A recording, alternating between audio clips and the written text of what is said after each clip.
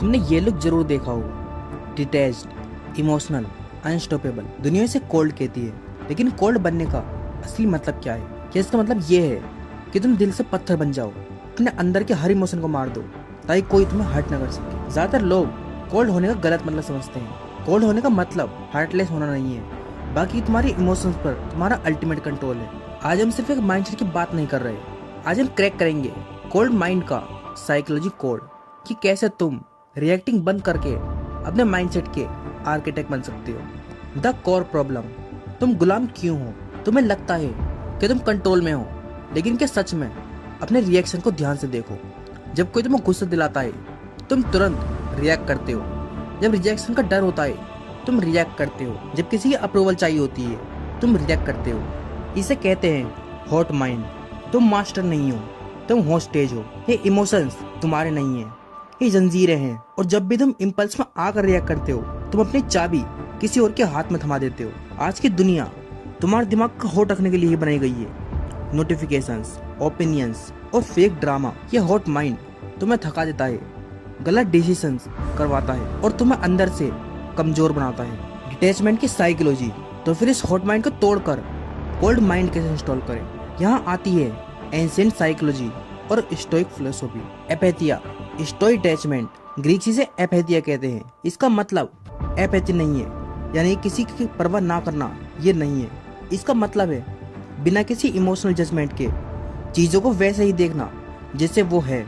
Marcus Aurelius ने कहा था, दुनिया की कोई भी इवेंट तुम्हें तब तक हर्ट नहीं कर सकती जब तक तुम्हारा दिमाग उस पर हर्ट होने का लेबल ना लगाए। अब देखो, system 1 versus system 2 brain. Psychology के हिसाब से हमारे पास 2 ब्रेन्स हैं। सिस्टम 1 फास्ट, इमोशनल और रिएक्टिव, जो कि हॉट ब्रेन है। सिस्टम 2 है स्लो, लॉजिकल और काम, जो कि कोल्ड ब्रेन है। 90% लोग पूरी जिंदगी सिस्टम 1 में जीते हैं। कोल्ड बनने का मतलब है अपने लॉजिकल ब्रेन को एक्टिव रखना। The gap, the split second rule. कोई इवेंट होने और तुम्हारे रिएक्शन के बीच में एक स्प्लिट सेकंड का गैप होता है। हॉट माइंड तुरंत रिएक्ट कर देता है, लेकिन कोल्ड माइंड उस गैप में रुकता है। वो पॉज लेता है और चूज करता है कि यूज क्या करना है। अब प्रैक्टिकल ब्लूप्रिंट, कोल्ड माइंड कैसे बनाएं? थ्योरी तो समझ आ गई, पर इसे डेली लाइफ में फॉलो कैसे करें? ये रहे तुम्हारे 3 कोल्ड माइंड रूल्स। सबसे पहला है नेगेटिव विजुअलाइजेशन। हमेशा सक्सेस मत सोचने लगो, कभी कभी वर्स्ट केस सिनेरियो को भी विजुअलाइज करो। Loss, betrayal, failure. जब तुम्हारा दिमाग बुरी से बुरी सिचुएशन के लिए पहले से प्रिपेयर होता है, तो जब असलियत में वो होता है तुम पैनिक नहीं करते, कोल्ड बने रहते हो। दूसरा है जर्नलिंग। इमोशंस को दिमाग से बाहर निकालो। जब भी गुस्सा या एंजाइटी आए उसे पेपर पर लिख दो। जैसे तुम अपने इमोशंस को लिखते हो तुम उसे फील करने के बजाय ऑब्जर्व करने लगते हो, तुम उन इमोशंस से अलग हो जाती हो। और तीसरा है वॉलंटरी डिस्कम्फर्ट। अपने कंफर्ट जोन को जानबूझकर तोड़ो। कोल्ड शॉवर लो, फास्ट रखो या सुबह जल्दी उठो।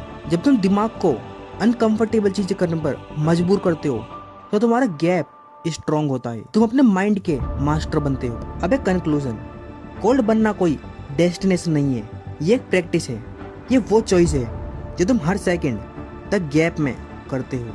एक हॉट माइंड को इजीली मैनिपुलेट किया जा सकता है और दुनिया उसे तोड़ देती है, लेकिन एक कोल्ड माइंड वो अपनी रियलिटी खुद डिजाइन करता है। क्या तुम रेडी हो अपने दिमाग को काम और कोल्ड बनाने के लिए? माइंड आर्किटेक्चर को सब्सक्राइब करो और अपने माइंड की न्यू आर्किटेक्चर बिल्ड करो।